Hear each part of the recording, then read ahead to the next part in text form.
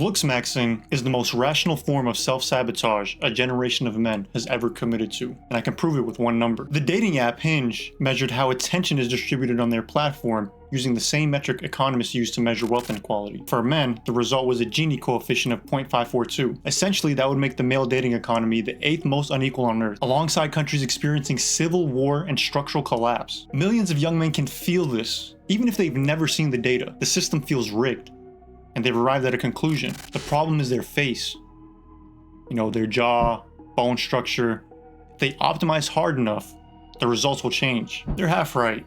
Something in the system did change, but it wasn't their face. And every dollar and hour they pour into appearance is being diverted from the thing that would actually fix their position. On Hinge right now, women receive about 5 matches per day. Men receive 0.6. More than half of all male users get fewer than 1 match daily. Tinder's user base is roughly 76% male. The data across multiple platforms consistently shows the same pattern, the 80-20 rule. Men in the bottom 80% of attractiveness compete for about 20% of the available attention. It's a power law distribution. A small number of profiles absorb most of the demand, and the majority split what's left. If this sounds familiar to older people, it should. This is exactly what happened to local economies when markets went global. The best bakery in your town used to compete with the other bakeries in your town. After Amazon, it competes with the best bakeries on Earth. Most local bakeries didn't get worse. The market architecture changed and concentrated demand at the top. And dating apps did the same thing to mate selection. For most of history, your comparison set was local. A few hundred people in your community. Factors like reputation, family connection, personal familiarity carried real weight. The top 10% of men in the town of 2000 was maybe 20 guys. Competing with them was possible. Swipe-based platforms replaced that with a market where your photograph competes against thousands of other photographs. And all the qualities they use to differentiate you in person are compressed into a single variable: how you look in pictures. The game didn't just get harder.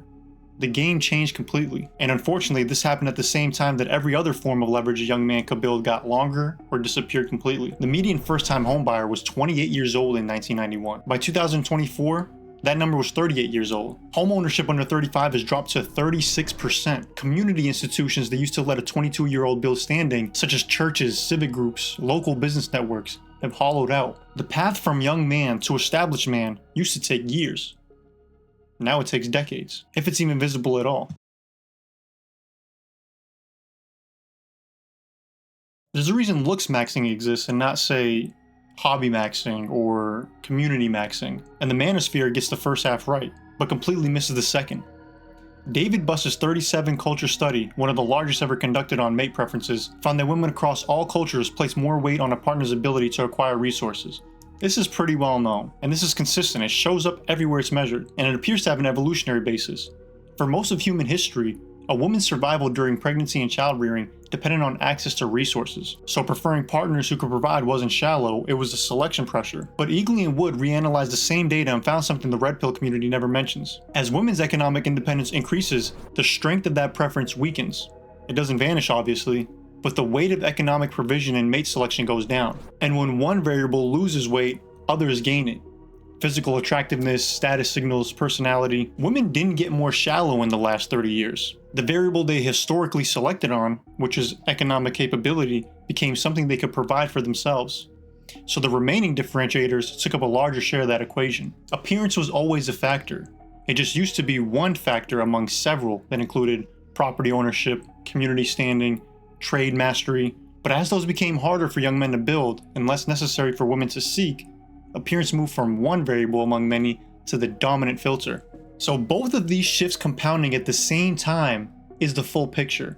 Young men lost leverage paths, the selection environment reorganized around appearance, and dating apps amplified their reorganization into an extreme distribution. The guys in the LooksMaxxing forums are experiencing the output of this entire system. They just happen to think that the input is their jawline.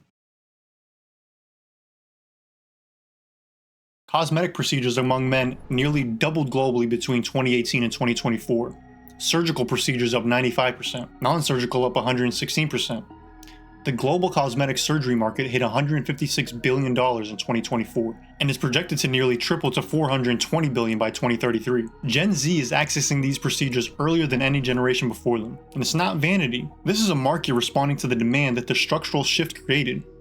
Millions of men feel locked out, and they're spending real money on the one variable they believe they can still control. Supplement companies, cosmetic clinics, influencers selling jaw exercises and bone smashing routines, none of these industries need to manufacture the anxiety. The system already built it. They just need to position themselves as the fix. And this is where the trap closes. When millions of people optimize the same variable at the same time, the baseline shifts. If everyone mews, the average jaw improves. If everyone gets leaner, the average physique gets leaner. The same effort that put you in the 70th percentile 5 years ago puts you in the 55th percentile today, because everyone around you made the same investment. This is appearance inflation. It works exactly like credential inflation in the job market. When everyone has a bachelor's degree, the degree stops being a differentiator, so you need a master's. Then everyone gets a master's.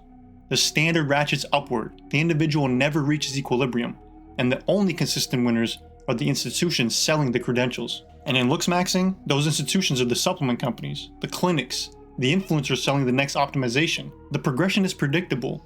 Mewing leads to jaw surgery. Skincare routines lead to cosmetic procedures. Height insoles lead to leg lengthening surgery. Each step is more expensive, more invasive, and the guy at every stage is still competing in the same power law distribution. He improved his input. The structure that determines the output didn't move. The deepest part of this trap isn't the money, although the money adds up. It's what the time and attention could have built instead. A skill compounds, a network compounds, a body of work compounds, a reputation built on capability compounds. A jawline doesn't.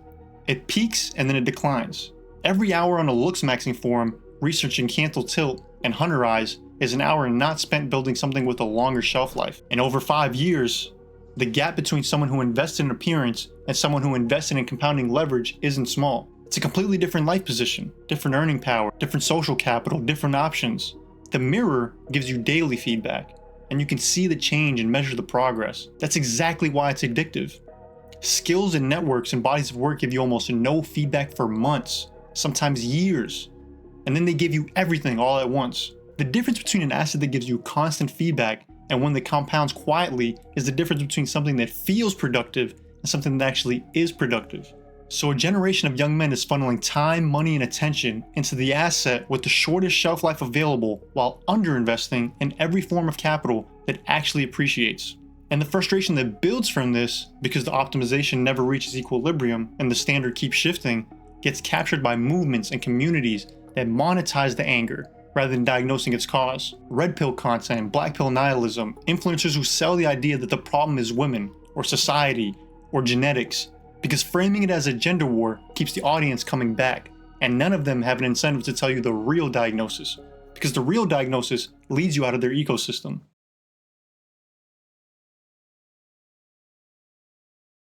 Every system that produces bad outcomes for you forces one question, and almost everyone gets it wrong on the first pass. Is this an input problem or a structure problem? An input problem means the system works, and you just need to be better operating within it. Your resume is weak, so you improve it. Your product has a flaw, so you fix it. The system rewards better inputs with better outputs. A structure problem means the system itself changed. The distribution shifted. The competitive landscape reorganized. And improving your input won't change the structural dynamic that determines the output. If a bakery is losing customers because its bread is stale, that's an input problem.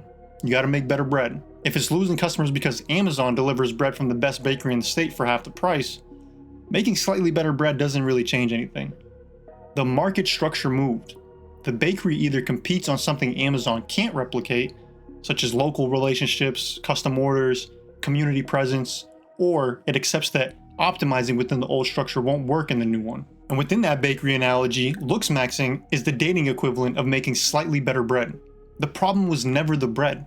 The problem is the market architecture. And the strategic move isn't to optimize harder inside a system that structurally concentrates rewards at the top. It's to build leverage in a domain where individual effort still compounds, a skill, a network, a body of work, and let that leverage change your position in every system that you're in, including this one. Taking care of your health, being in shape, presenting yourself well, that's the baseline. You gotta do that. The issue isn't caring about how you look. The issue is when it becomes the primary investment strategy for your life because every other form of leverage feels closed off. The guys in these LooksMaxxing forums aren't stupid. They're responding to a real problem. The system did change, but the response they've chosen accelerates the problem instead of solving it. It feeds industries that profit from the anxiety.